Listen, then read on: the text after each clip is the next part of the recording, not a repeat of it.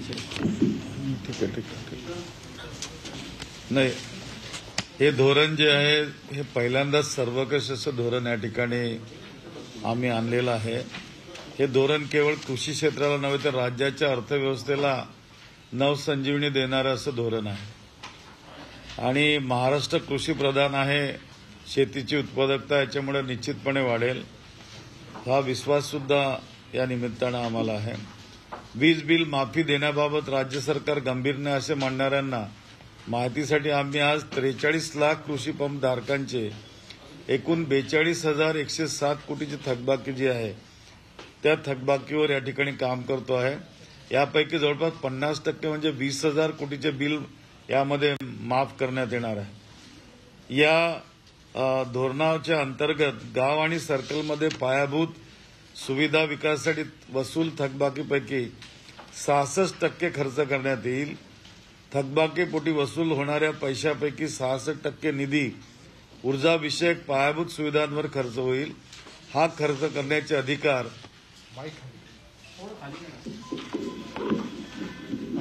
करण्याचे अधिकार जे आहेत ते अधिकार संबंधित जिल्ह्याचे पालकमंत्री यांना देण्यात येणार आहेत. पूर्ण थकबाकी वसूल करणारे गाव आणि संबंधित अधिकारी यांचाही पुरस्कारानं सन्मान या ठिकाणी करण्यात येणार. हे धोरण अत्यंत महत्वाचं असल्याने या संदर्भातील विस्तृत सूचना असलेला शासन निर्णय निर्गमित करण्यात आता येणार आहे. या निर्णयामध्ये सर्व बाबींचा अचूकपणा त्यामध्ये टाकण्यात येईल. प्रथम हा शासन निर्णय ऊर्जा विभागातील तसेच महावितरणच्या अधिकाऱ्यांनी समजून घेणे महत्वाचं आहे. त्या संदर्भात माहिती करून घेण्यासाठी आम्ही एक विशिष्ट प्रकारचं campaign print media, electronic media आणि सोशल मीडियाच्या माध्यमातून या ठिकाणी करणार. तद्वतच त्यानंतर सबस्टेशन म्हणजे उपविभागीय तसेच ग्रामपंचायत स्तरावर शेतकरी अधिकारी आणि लोकप्रतिनिधी यांचे समवेत मेळावे आयोजित करण्यात येतील. त्यामध्ये हे धोरण समजावून सांगण्यात येईल आणि या धोरणाची अंमलबजावणी करण्यात येईल. तसेच प्रत्येक ठिकाणच्या अधिकाऱ्यांची जबाबदारी देखील निश्चित करण्यात येणार आहे. जे अधिकारी हा उपक्रम राबवणार आहेत या संदर्भात मेळावे घेतील, त्यांचे फोटोग्राफ सुद्धा ते घेतील आणि सोशल मीडियावर लोड करतील. सोशल मीडियावर जे काही कार्यक्रम त्यांनी केले त्याच्या कार्यक्रमाचा अहवाल वरिष्ठ अधिकाऱ्यांमार्फत मुख्य कार्यालयात म्हणजे कॉर्पोरेट ऑफिसला आमच्या कळवतील. प्रचार आणि प्रसिद्धी सुद्धा यामध्ये राबवण्यात येईल आणि शेतकऱ्यांच्या हितासाठी त्यांना ही योजना जास्तीत जास्त प्रमाणात करण्यासाठी समजवण्यासाठी महावितरण मार्फत प्रचार आणि प्रसिद्धीचा एक स्वतंत्र कार्यक्रम सुद्धा हाती घेण्यात येईल. जिल्हा स्तरावर वरील पॅनलवर जे काही लोक कलाकार आहेत, लोक कलावंत आहेत किंवा ज्या यात्रा भरतात आपल्याकडे किंवा वारकरी संप्रदायांचे मिरवणुका निघतात अशांच्या माध्यमातून सुद्धा आम्ही या ठिकाणी याची प्रस्तुती करणार आहोत. आणि अशा प्रकारे एक ऐतिहासिक कार्यक्रम कृषीशी संबंधित आमच्या विभागाने या ठिकाणी तयार केलेला आहे आणि त्याची सुरुवात 1 वर्ष आता जी पूर्तता होत आहे 28ला त्याच्यानंतर या निमित्तानं आघाडी सरकारच्या माध्यमातून आम्ही हे करणार आहोत. हा बोला. कृषी पंपाचं जे धोरण आहे मागच्या काळात असा प्रस्ताव होता की कृषीवर निर्यात आधारित जे कृषी आहे ते आणि प्रोसेसिंगवर आधारित जे आहे त्यांना वेगळं करून सामान्य शेतकरी आहे त्याच्यासाठी ती माफीची स्कीम लागावी, म्हणजे जे गरजू आहेत त्यात. आणि बाकी निर्यातचं जे आहे तो वेगळा आणि प्रोसेसिंग उसाला जास्त लागते पाणी तर ते कारखान्याला जातं, सगळं ऊस जातो कारखान्याला. तर तो जो भाग आहे तो वेगळा करायचा आहे. नंतर खूप मोठ्या प्रमाणात कमी झाली असती थकबाकी. नाही, आता एकंदर थकबाकीची दिसते कृषीची ती खूप मोठा आकडा दिसतो तो. त्याच्यात ती क्लासिफिकेशन करण्याची एक महिला काळात बावनकुळे साहेबांच्या काळात तो प्रस्ताव होता, तर त्याचं काय झालं पडलं? नाही, आम्ही क्लासिफिकेशन त्याचं झालं सगळं. आम्ही याच्यामध्ये साखर कारखान्यांचा सुद्धा समावेश केला. जे साखर कारखाने त्यांच्या भागातील शेतकऱ्यांची वसुली करून आम्हाला देतील त्या साखर कारखानदारांना आम्ही 10% त्या ठिकाणी सूट देणार आहोत.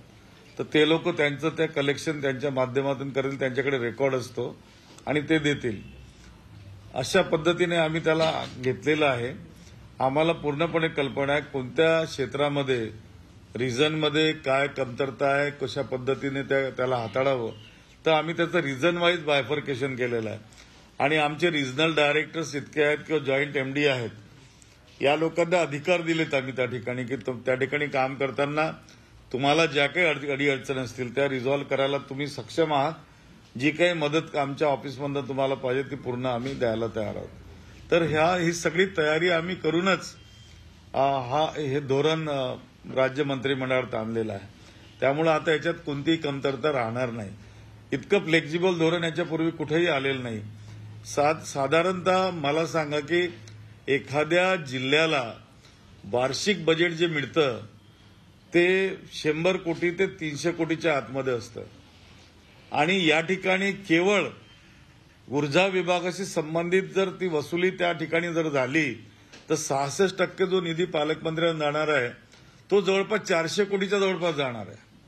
तर 400 कोटीची कामं त्या जिल्ह्यामध्ये करायला त्यांना ती संधी उपलब्ध होणार आहे. इतकं याच्यापूर्वी कधी कुठं झालेलं नाहीये. आणि आम्ही ग्रामपंचायतीला सुद्धा सक्षम करायला निघालेलो आहोत. ज्या ग्रामपंचायती या ठिकाणी वसुली करतील 30% निधी त्यांना देणार आम्ही डेव्हलपमेंटसाठी. तर ते त्यांच्या गावाचा त्यांच्या क्षेत्राचा त्या ठिकाणी भरपूरपणे विकास त्या ठिकाणी करू शकतील. आपण म्हणतात आता हे स्कीम जी आपण काढलं आहे त्याप्रमाणे आपण शेतकऱ्यांना प्रोत्साहित करतायत ते एरियर रिकव्हरी करण्यासाठी. म्हणून मग आपण हे एक्सेप्ट कराल का की शासकीय जे यंत्रणा आहे हे रिकव्हरी करण्यासाठी जे त्यांचं काम होतं त्यांच्या अपयश आहे असं मानणार नाही. आता असं आहे की मागील सरकारने त्यांच्या कार्यकाळात जे काही थकबाकीचं डोंगर आमच्या डोक्यावर आणून ठेवलेलं आहे ते वसूल करायला आम्हाला काहीतरी योजना तर आणावं लागेल. शेवटी खाण्याचे दात आणि दाखवण्याचे दात वेगळे असतात. प्रत्येकाची परिस्थिती प्रत्येकाला माहिती असते. जसा मी शेतकऱ्यांचा मुलगा किंवा कामगाराचा मुलगा आहे तर मला माझे पोटाची आग काय ती जाणवते. तशी शेतकऱ्यांची आग आम्हाला माहिती आहे, ती धगधग माहिती आहे. त्यामुळे आम्ही ही योजना आणत असताना ती धगधग या ठिकाणी घेतलेली आहे आणि त्यांनाच अधिकार दिला. शेवटी आज वीज मागणारे तेच आहेत, वीज वापरणारे तेच आहेत आणि त्यांना जर स्वतःलाच वीज पाहिजेल आहे 24 तास त्या ठिकाणी किंवा दिवसा 8 तास पाहिजेल आहे तर त्यांना करावं लागणार ना. ते चोरी करण्यापेक्षा उघडपणे तुम्ही स्वच्छ हाताने करा ना, आम्हाला काही हरकत नाही त्याच्यात. थकबाकी आहे तुम्ही म्हणता गेल्या सरकारच्या काळामध्ये काल याबाबत काही चर्चा झाली का आणि या संदर्भात काही चौकशीचे आदेश देण्यात आले का? होय, काल राज्य मंत्रिमंडळामध्ये याची चर्चा झाली आणि माननीय मुख्यमंत्र्यांनी त्याची चौकशी करण्याचे आदेश दिलेले आहेत. ती चौकशी आम्ही निश्चितपणे करणार. कारण कसं आहे की मार्च 2014 अखेर महावितरणची एकूण थकबाकी 20,735.9 कोटी इतकी होती. मार्च 2020 मध्ये सदर थकबाकी 59,832.8 कोटी एवढी झाली.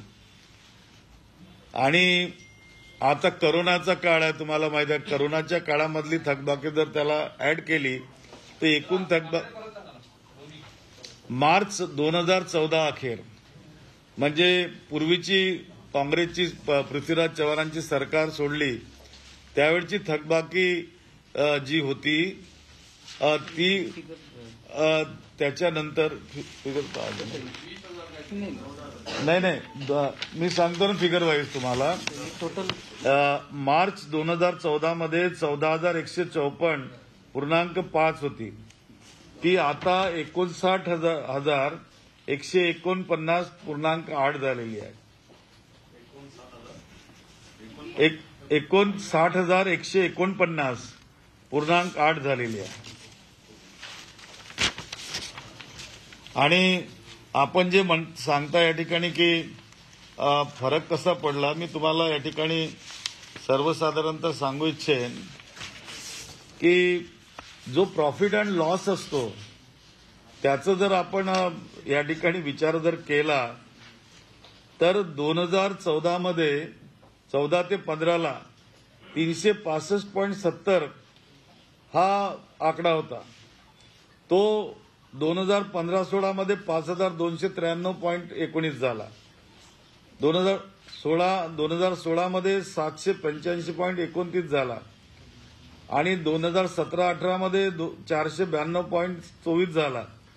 17-18ला तो पुन्हा 18-19 ला 1096.62 झाला आणि आता 19-20 मध्ये 450 आहे. तर तुम्ही यामध्ये ही तफावत जी आहे क्रमाने कमी कमी प्रॉफिट त्या ठिकाणी होत आलेला आहे. तर याच्यावरून त्यांची जी क्रेडेन्शियल आहे ते जे म्हणतात की आम्ही खूप चांगलं काम केलं किंवा आम्ही कंपन्यांना आमच्या चांगले दिवस आणून दिले, ते दिवस ते कागदावरती दिसत आहेत. मी काही खोटं बोलत नाही, ही आकडेवारी आहे. ही आकडेवारी या ठिकाणी सांगते.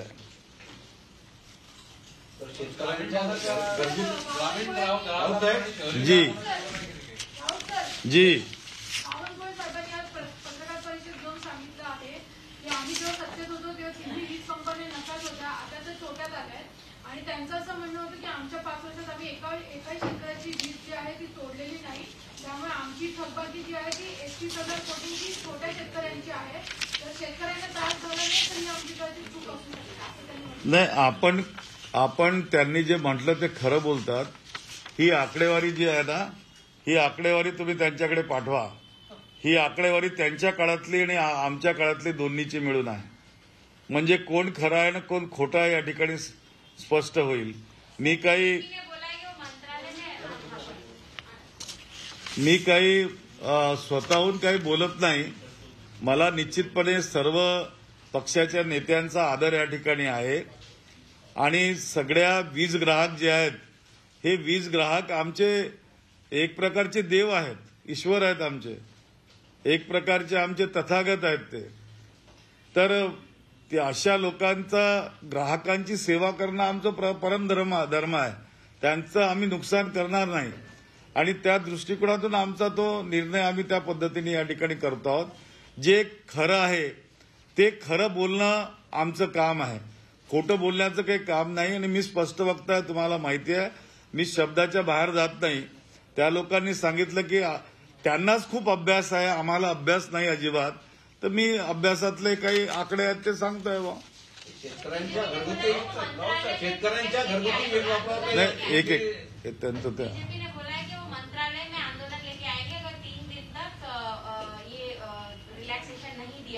कौन सा रिलैक्सेशन? इलेक्ट्रिक बिल के बारे में कह रहे हैं ना आप. मुझे अगर खुशी होगी अगर वो आंदोलन केंद्र सरकार के खिलाफ अगर करते हैं, क्योंकि केंद्र सरकार को मैंने 10,000 करोड़ रुपया अनुदान के रूप में मांगा था. तो उन्होंने क्या कहा मुझे कि आपने सबने देखा होगा कि 90,000 करोड़ डिस्कॉम के लिए हमने रख दिया है, केंद्र सरकार ने कहा. लेकिन रखा कैसा, उसका इंटरेस्ट रेट 10.11% था. तो मुझे बताइए, नेशनलाइज बैंक भी तो उनकी ही है ना, उसका रेट 6%, 6% है, 7% है. और ये 10.11 अगर लेते हैं तो साहूकार कौन हो गया, वो हो गए कि हम हो गए, ये बताइए ना आप मुझे. तो मैं उनसे निवेदन करना चाहूंगा कि आप हमको वहां अनुदान के रूप में राशि दिलाए, नंबर 1. नंबर 2, 28,000 करोड़ रुपया जीएसटी का जो अभी तक केंद्र सरकार ने प्रदेश की सरकार को नहीं दिया, वो अगर वापस लाते हैं तो हम यूं ही उनको यानी माफी दे देंगे. जब किसानों को माफी देने के लिए हम योजना ला सकते हैं तो हमारे जो गरीब ग्राहक है उनके लिए योजना क्यों नहीं लाएंगे. और जो उन्होंने कहा कि अपने शब्द से नितिन राउत मुकर गए, मैंने शब्द कौन सा दिया था कि मुझे ऐसा लग रहा है कि 100 यूनिट बिजली मैंने माफ करनी चाहिए. बरोबर है, आज भी कायम हूं मैं उस बात पर. मैंने उसकी कमेटी बनाई थी, जो कोरोना की वजह से वो कमेटी के पूरे मीटिंगें नहीं हो सकी, उसका अहवाल नहीं आया. और मैं आपको बता दूं कि कोरोना के संकट से और ये बीजेपी ने जो पाप करके रखा, वो पाप धुलाने के बाद जो परिस्थिति आने वाले दिनों में आएंगी, मैं निश्चित रूप से उस पर काम करूंगा। आप देखेंगे मुझे काम करते हुए। मैं आज भी लोगों के साथ हूं, कल भी रहूंगा, क्योंकि चुनकर उन्होंने दिया है। सरकारी कार्यालयाची बरीचशी थकबाकी असते, बरेच कार्यालय थकबाकी भरत नाही। ही साधारण किती कोटीची थकबाकी आहे? चला, मी त्याच्यावर आता चांगला प्रश्न तुम्ही अभी किसके प्रश्न का, इनके प्रश्न का जवाब दो क्या? नाही, 100 युनिटचं असं आहे की 100 युनिट वीज माफ करायची ही घोषणा मी करताना सांगितलं होतं की त्यासाठी मी एक समिती तयार केलेली आहे, अभ्यास गट। त्या अभ्यास गटाच्या बैठका दुर्दैवानं या कोरोनाच्या पिरियडमध्ये होऊ शकल्या नाहीत आणि त्यांचा अहवाल माझ्याकडे आलेला नाही। दरम्यान जी फायनान्शियल जे पोझिशन आम्ही जे बघितलं त्यामध्ये एवढी मोठी तफावत जी आली 59,000 कोटीची, याची कल्पना सुद्धा आम्हाला नव्हती। तर हे जे पाप जे मागच्या सरकारनं करून ठेवलं, त्या पापाचं निरसन करून आणि या कोरोनाच्या संकटातनं राज्याला मुक्त झाल्यानंतर निश्चितपणे 100 युनिटपर्यंत वीज माफ करण्याच्या बद्दल निर्णय घेण्यात येईल आणि त्या संबंधाने संबंधित समितीला आम्ही विनंती केलेली आहे की त्यांनी त्यांचा अहवाल लवकरात लवकर या ठिकाणी आणा। खर्च किती येणार सर? 100 युनिट म्हणतात आपण अगोदर पण एक एस्टिमेट केला होता, तर अंदाजून 6,000 कोटी वार्षिक 6,000 कोटी येणार। आता तुम्ही म्हणाल की 6,000 कोटी कसे आणणार?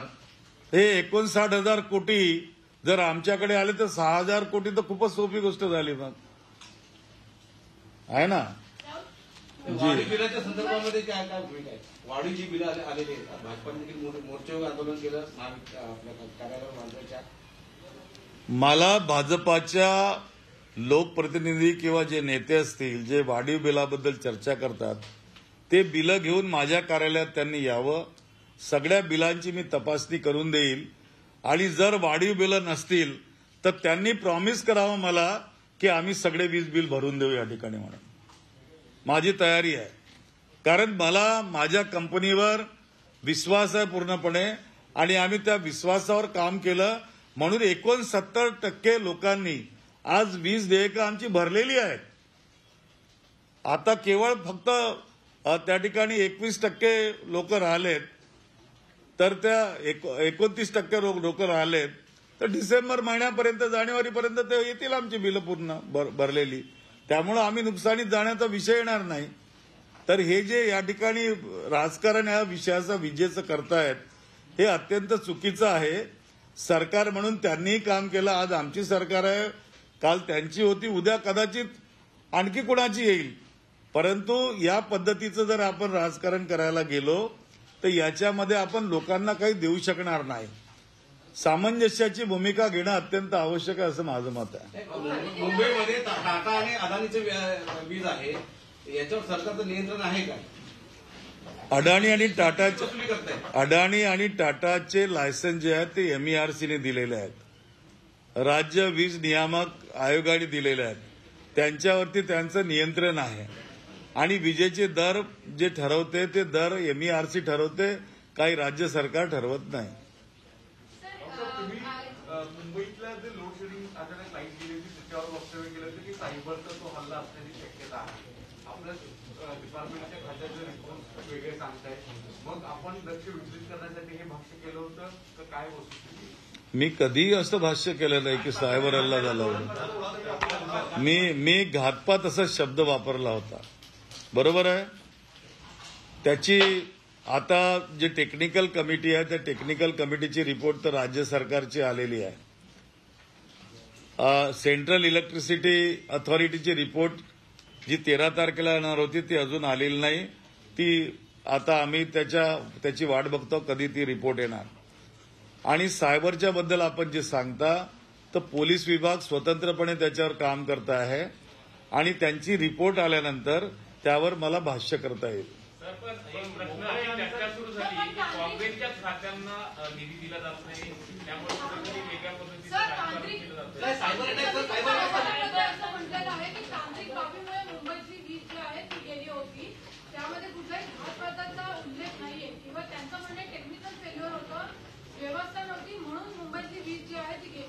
नाही तुम्हाला जर ते टेक्निकल कमिटीची रिपोर्ट माहिती असेल तर कृपया मला सादर करावी, कारण जी रिपोर्ट आलेली आहे ती माझ्याकडे आहे आणि जोपर्यंत रिपोर्ट मी कॅबिनेटला सांगितलंय की कॅबिनेट पुढे ती रिपोर्ट ठेवणार, ती रिपोर्ट दुसऱ्या कुणाच्या हाती लागू शकत नाही. याचा अर्थ असा की ज्या दिवशी कॅबिनेटमध्ये रिपोर्ट ठेवण्यात येईल तुम्हाला संपूर्ण माहिती त्या ठिकाणी मिळेल. आतापर्यंतची जी माहिती आहे ती अस्पष्ट आहे आणि त्याला काही आधार नाही. सायबरचा जो रिपोर्ट आहे त्यात असं जी माहिती आहे समोर तर असं म्हटलं जातं की मल्टिपल लॉगिनच्या अकाउंटवरून झाले होते आणि एक कदाचित आंतरराष्ट्रीय सुद्धा याच्या मागे काही हात असू शकतो, अशी काही माहिती आपल्याकडे आली? माझ्याकडे अशी कोणतीही माहिती नाही. बेसिकली आयलँडिंग सिस्टम जे मुंबईकडे होतं इतकं वर्षापासून की कधी आपला पवार झाला ते फेल झाल्यामुळे हे प्रश्न सगळे उद्भवले. नाही, आता त्याच्यात असं आहे की आयलँडिंग सिस्टीम 1981 साली बनवण्यात आली आणि ती बनवत असताना केवळ मुंबईचा विचार या ठिकाणी झाला, केवळ मुंबईचा. आणि त्याच्यासाठी एम्बेडेड वायर पॉवर जी असते, एम्बेडेड पॉवर जी अश्युअर्ड असते, ती पॉवर त्या ठिकाणी टाटानी त्या ठिकाणी आपल्याकडे घेऊन टाकली होती की मी कधीही झाली तरी मुंबई अंधारात जाणार नाही, आम्ही ही वीज त्या ठिकाणी देऊ. आता जेव्हा या ठिकाणी अंधारात मुंबई गेली तर तो प्रश्न आता उभा ठाकलेला आहे आणि त्या प्रश्नावरती आताची जी अवस्था आहे की आज पीक पिरियडमध्ये 2800 मेगावॉट वीज लागते आणि जर याचा विचार आपण पुढचा जर विचार केला पुढच्या काही वर्षांचा तर 2030 मध्ये हे 5000 मेगावॉट पर्यंत जाऊ शकतं.